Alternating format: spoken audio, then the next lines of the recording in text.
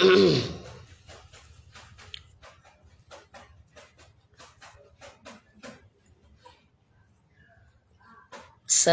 আলাইকুম রহমতুল্লাহি ওয়া বারাকাতুহু।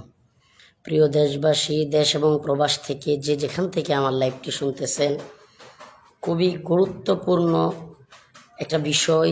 গতকাল আমি যখন ঢাকার দিকে যাচ্ছিলাম হলো বিজয় মিছিলে শরিক হতে কিংবা মুরব্বীদের সাথে সাক্ষাৎ করতে, সমন্বয়ক ভাইদের সাথে সাক্ষাৎ করা যায় কিনা সেই চিন্তা করে আমি ঢাকার দিকে রওনা হই।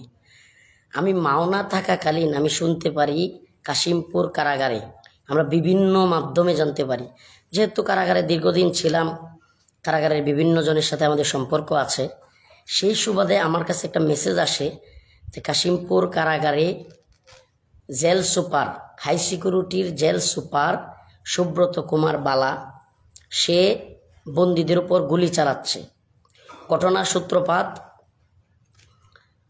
বন্দীরা যখন শুনতে পারে জালেম হাসিনার পতন হয়েছে, তখন অনেক বন্দীরা হই হুল্লোড় করে এবং বিজয় মিছিল করতে থাকে। তো সে এটাকে বন্দি বিদ্রোহ বলে কারারক্ষীদেরকে নিয়ে সে গুলির অর্ডার দেয়।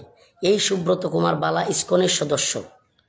অনেকেই, আমি যখন কারাগার গেটে গেলাম, সেটাকে আমি অতি উৎসাহী, আবেগী, এই সেই, মানে যেসব মানুষগুলোর কাজ নাই, এসব মানুষগুলোর কাজই হচ্ছে মানুষকে সমালোচনা করা আর ভাগবাটোয়ারা নিয়ে ব্যস্ত থাকা।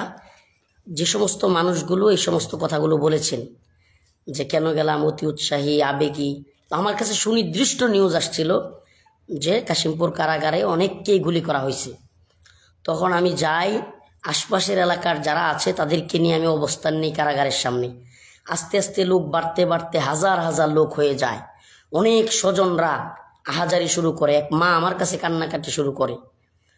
তখন আমাদের কাছে বিষয়টা যখন আস্তে আস্তে গভীরভাবে অনেকে আসতেছে এবং বিষয়টা সবাই জানতেছে, তখন কাশিমপুর বা এই আশপাশ অঞ্চলে সবাই জড়ো হচ্ছে যে কারাগারে কেন গুলি করা হলো।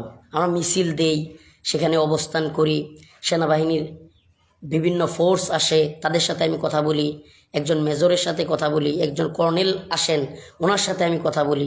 ওনারা দীর্ঘ সময় খালক্ষেপণ করতেছিলেন। আমরা অবাক হচ্ছিলাম যে কেন আমাদেরকে কারাগারের কারো সাথে সাক্ষাৎ করতে দেওয়া হচ্ছে না। একটা জটিল কিছু হয়েছে। আমরা হঠাৎ করে আগুন দেখতে পাই, কারাগারের আশপাশ থেকে আগুন দেখতে পাই, অনেক কারারক্ষী যারা দায়িত্বশীল তাদেরকে দৌড়ায় পালাইতে দেখি। তখন আমাদের সন্দেহ আরও বেড়ে যায়। আমি তখন লাইভে আসি বারবার, যেটা আপনারা দেখেছেন। প্রিয় ভাইরা আমার, দয়া করে, এটা সমালোচনার সময় নয়, যেই সমস্ত ছাত্র, যেই সমস্ত মুসলিমরা সেখানে বন্দী, তাদের উপরে সুব্রত কুমার বালা ইসকনের সদস্য কিভাবে গুলি করেছে। গতকাল আমি অসুস্থ হওয়ার কারণে আমি বাড়িতে চলে আসি। সারাদিন সেখানে থেকে আমি প্রায় অসুস্থ হয়ে যাই। তখন আমি বাড়িতে চলে আসি নেত্রকোনায়।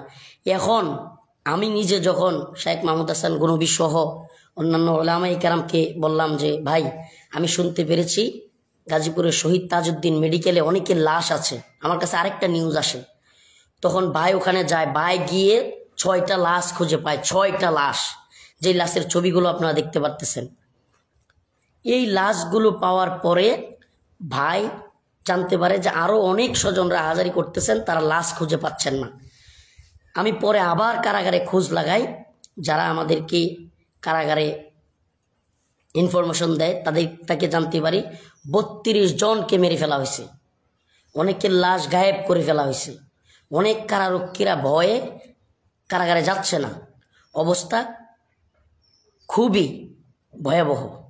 তো এই জন্য এখন দেশবাসীর কাছে আমার উদাত্ত আহ্বান যে এই বন্দি কেন তাদেরকে হত্যা করা হলো, এবং যারা হত্যা হলো এখন লাশ পচে যাচ্ছে, কেন স্বজনদের কাছে দেওয়া হচ্ছে না।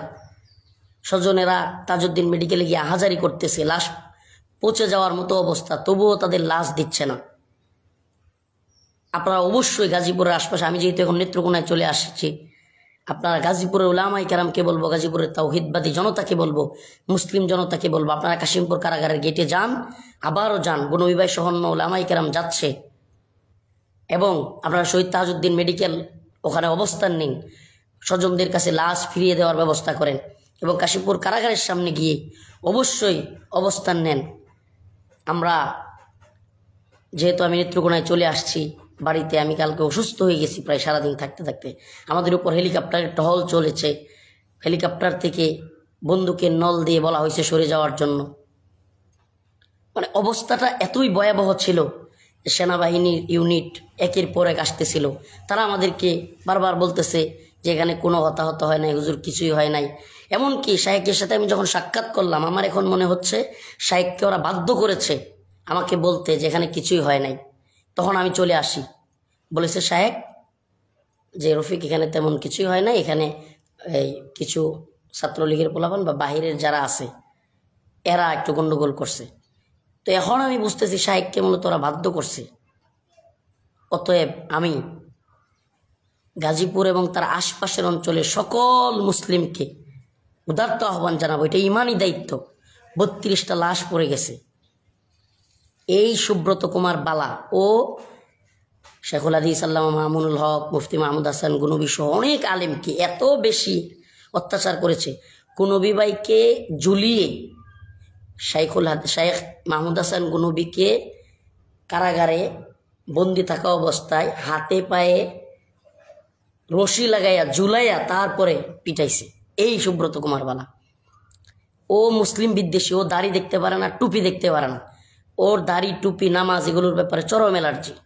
এই লোকটা এইভাবে ছাত্রদের উপর, এইভাবে বন্দীদের উপর গুলি চালিয়েছে। দয়া করে প্লিজ গাজীপুরের আশপাশের সকলকে বলবো, দ্রুত আপনারা শহীদ তাজউদ্দিন মেডিকেল হসপিটাল এবং কাশিমপুর কারাগারের সামনে অবস্থান নিন। কেন আমার ভাইদেরকে এইভাবে শহীদ করা হলো, এখনও কেন বালা স্বপদে বহাল, এবং কেন লাশগুলো ফিরিয়ে দেওয়া হচ্ছে না?